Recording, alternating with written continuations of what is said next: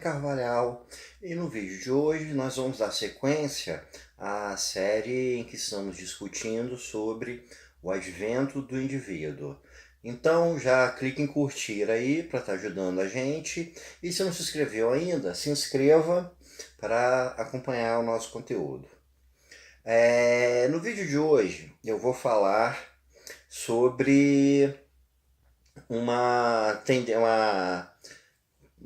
tendência estética, que é o romantismo, que surgiu no final do século XVIII. Mas eu vou falar de uma característica específica do romantismo.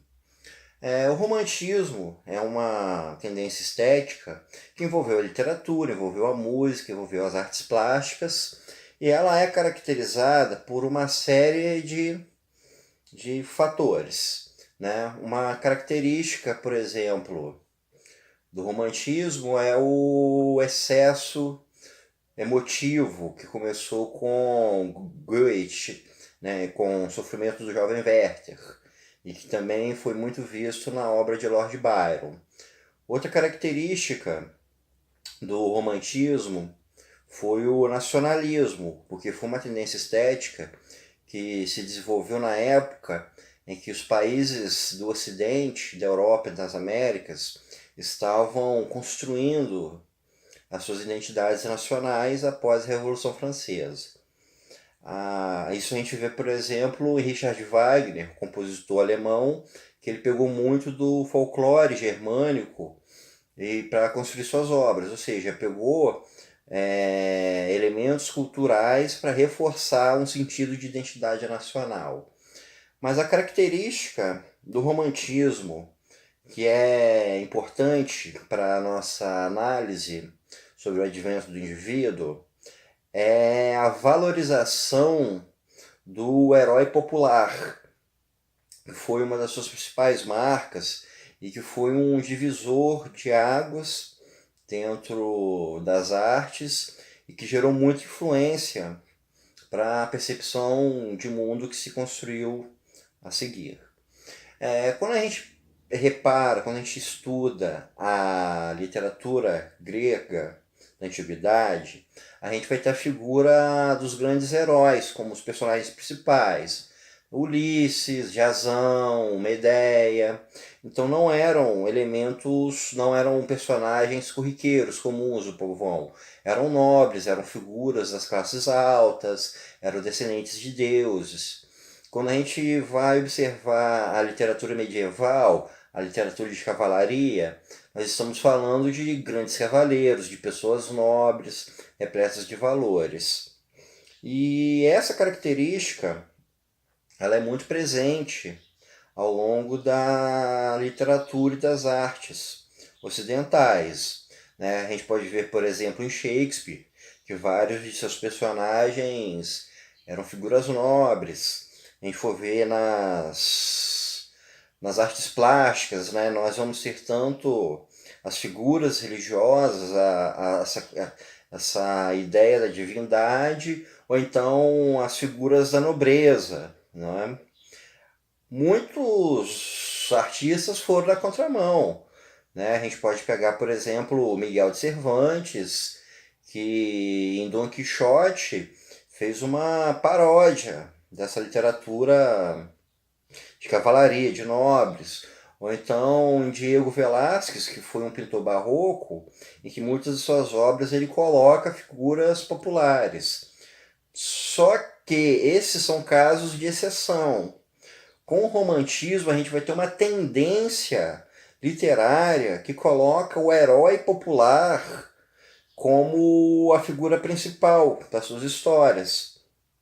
Ou seja, a gente vai ter uma percepção de que a pessoa comum, o mero indivíduo, é capaz de grandes feitos, ele é capaz de grandes aventuras, de grandes dramas. Né? A gente pode ver, por exemplo, em Victor Hugo, em Os Miseráveis, em que ele coloca Jean Valjean, que é uma pessoa comum do povo que vive grandes aventuras.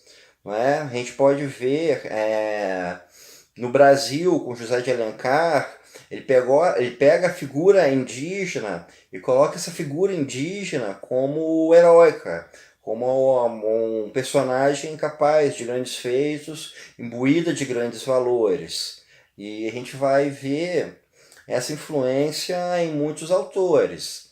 Né? A gente vai ver em Charles Dickens, na Inglaterra, a gente vai ver no Mark Twain, nos Estados Unidos. Todos esses são autores que colocaram personagens populares comuns como protagonistas nas suas histórias. Eu coloquei esse aspecto estético nesse vídeo porque as artes elas têm um papel muito importante para a construção de percepção do mundo.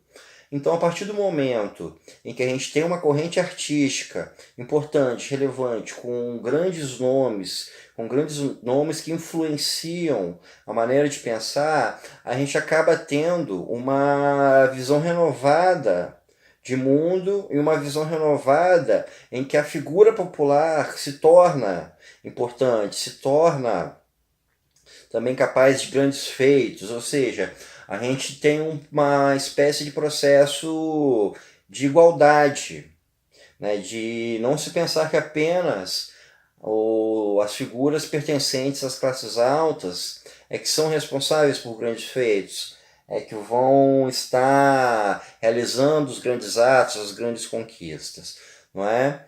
E como que isso é importante para a nossa percepção de advento do indivíduo? A partir do momento em que a gente tem essa estética romântica colocando a figura popular como uma figura alta, nobre, heróica, etc., a gente acaba tendo a figura do indivíduo valorizada, porque qualquer um pode ser heróico, qualquer um pode ser capaz de grandes feitos, né? Qualquer um pode ter grandes ambições, grandes interesses, participar de grandes aventuras. Isso deixa de ser algo associado meramente a um determinado nicho da sociedade. E essa percepção se tornou extremamente influente. A gente pode ver, por exemplo, na nossa cultura popular de hoje em dia, como que essas figuras que simplórias, elas são muito presentes em filmes, em músicas, em seriados de TV, nas novelas e tudo mais. A gente pode, por exemplo, ver que uma novela na televisão, ela pode muito bem explorar, se aprofundar dentro do universo de uma figura de periferia, de uma pessoa simples, de uma pessoa que não tem nada demais em relação às outras. E essa pessoa, ela é importante, ela pode ser bem trabalhada. E isso mexe com a percepção de mundo, ou seja, essas figuras são relevantes, essas figuras são importantes. Não existe, por exemplo, uma pessoa com maior nobreza ou mais dotada de capacidade do que as demais. Então, a gente tem uma elevação do indivíduo, da importância do indivíduo, ou seja, todos podem, todos são iguais, e isso se expressando através de diversos veículos de comunicação, numa época que é no final do século XIX, em que a gente começa a ter sociedades de massa, os meios de comunicação de massa, e cada vez mais a cultura de massa vai se tornar relevante na formação da percepção de mundo das pessoas. Então, aos poucos, a gente vai tendo uma quebra dessa percepção de que apenas uma classe é capaz, e isso ao mesmo tempo em que o capitalismo começa a se tornar o principal meio não apenas econômico, mas o meio social e o meio político também, porque uma das ideias dentro do capitalismo é que qualquer um pode enriquecer através do seu mero esforço. Não é a sua classe de nascimento, não é o fato de você ser nobre e de você ter sangue azul que vai te fazer ser rico. Não, é o seu esforço.